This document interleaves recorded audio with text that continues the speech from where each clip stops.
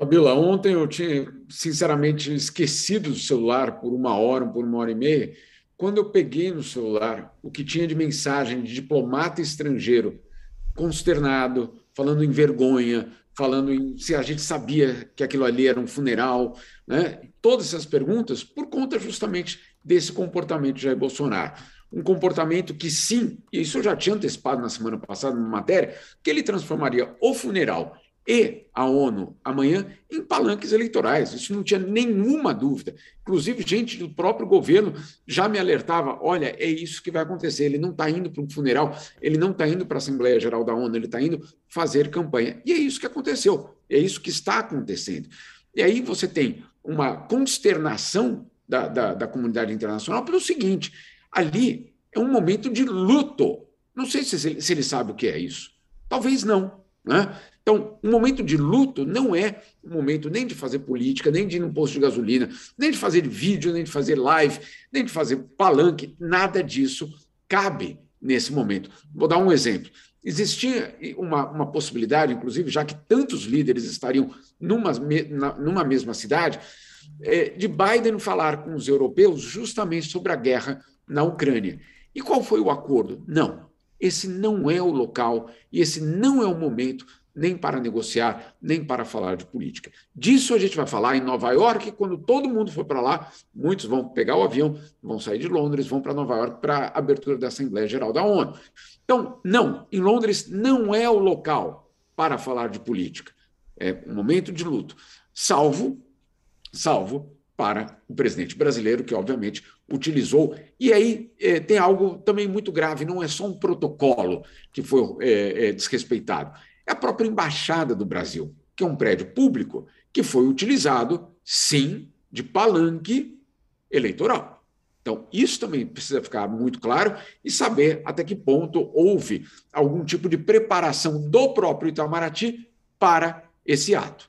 Se o Itamaraty estava envolvido em preparar esse balcão, esse momento, se chamou os brasileiros no exterior, se teve algum tipo de operação, também precisa ser informado se o Itamaraty agiu dessa forma. Então, são muitos problemas sérios, em termos de protocolo, em termos de imagem internacional do Brasil, em termos, inclusive, de legislação interna. Agora, a campanha não acaba. Ele vai para Nova York e vai continuar, como o Josias disse. E o discurso, posso até já antecipar para vocês, ele vai falar, sim, em 2 ou 3 temas internacionais e depois vai fazer um resumo do que foram os êxitos dos últimos 3 anos e meio, basicamente, do seu mandato. Então, é para isso que ele está indo, não resta nenhuma dúvida. Agora, o que também é muito interessante, Josias, Fabiola,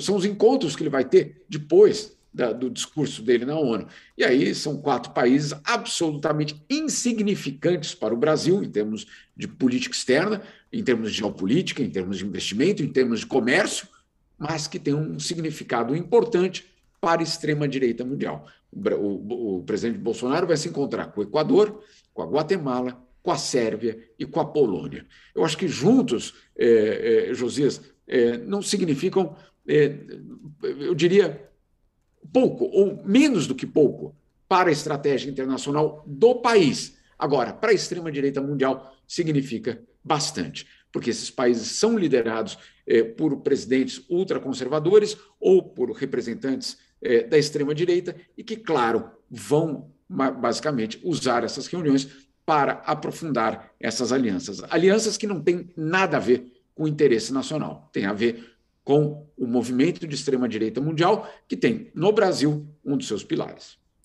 E quando ele faz esse discurso lá na embaixada e ele fala em vencer no primeiro turno, isso está totalmente atrelado às eleições, né? Não tem como negar.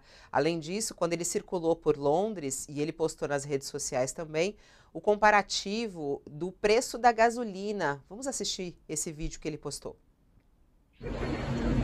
Isso aqui em Londres, Inglaterra, preço da gasolina, 1,61 libras. Isso dá aproximadamente R$ 9,70 o litro, ou seja, praticamente o dobro da média de muitos estados do Brasil. Então a gasolina é uma realidade, uma das mais baratas do mundo. Um abraço a todo o Brasil, é o governo brasileiro trabalhando com você. Tamo junto.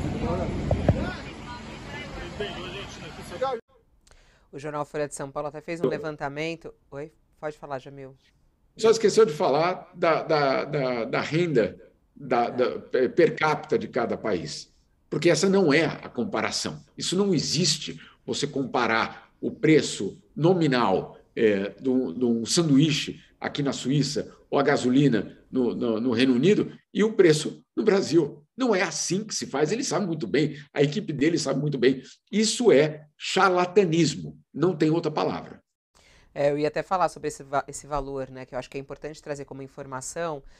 Em Londres, né, o trabalhador britânico recebe pouco mais de R$ 9.175 por mês. É o salário mínimo britânico, R$ 9.175 por mês. Já o salário mínimo no Brasil está em 1.212, quase R$ 8.000 a menos.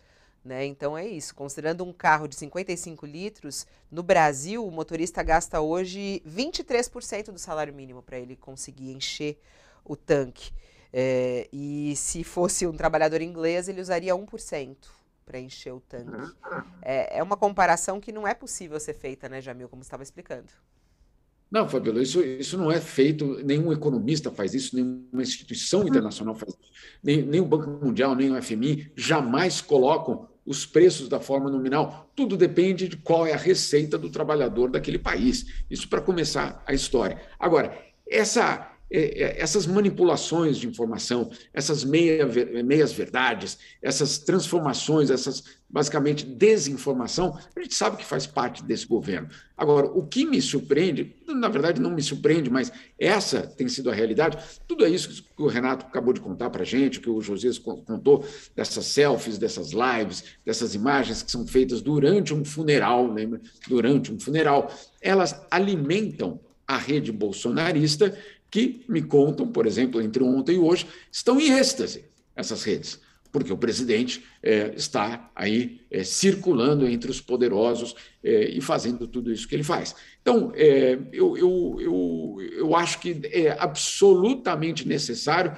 que a gente coloque de uma forma muito clara que o que está acontecendo em Londres, pelo menos do ponto de vista do governo brasileiro, é uma campanha, é mais um ato de campanha eleitoral. E é isso que vai acontecer em Nova York amanhã. É assim que a gente precisa reportar essa viagem. Ela não está sendo uma viagem com o objetivo de prestar homenagem ao povo inglês ou à monarquia britânica. Ou nada disso está sendo o principal. Se isso fosse o principal, o governo brasileiro seguiria os protocolos internacionais e, acima de tudo, respeitaria essa palavra que aparentemente é desconhecida no Palácio do Planalto: luto.